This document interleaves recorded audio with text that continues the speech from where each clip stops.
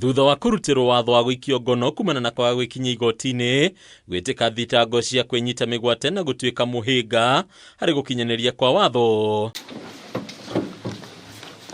muthia mubunge wa Juja George Koimburi ni ekinyitie mbere ya igoti kuria acorire mbica ya mundu murwaru na uritwo ni hinya haha nginyagia kinyitiriro ni ateithiriria ake guthie na maguru. We have no objection to my client fingerprint taking.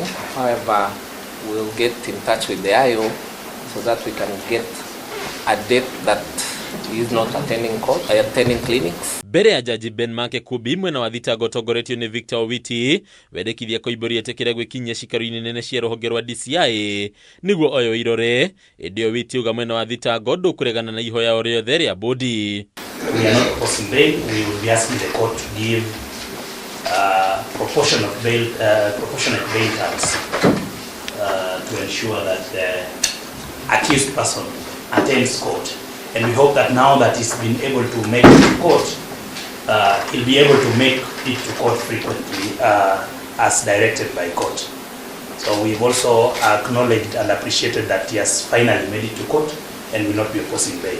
Koimburi urio thitangitwo hamwe na andu angi 6 muthiete kurekererio na bail ya ciringi 300,000 guko ninge jaji Kubi agiatha Koimburi kuheana andu 3 aria magikinyirika ndagika o yothe ni igoti. I'll adopt similar or proportionate bond terms and bail terms as that of the other accused persons. So the first accused person may be released on a cash bail of 300,000 and then conditional upon him presenting or availing 3 contact persons.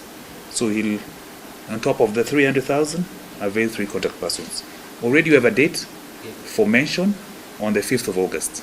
Angi aria mathitangitwo hamwe na Koimburi ni hamwe na Peter Kiratu Muhia, David Macharia Gatana, Cyrus Kiero Muhia na Grace Duta Wairimu.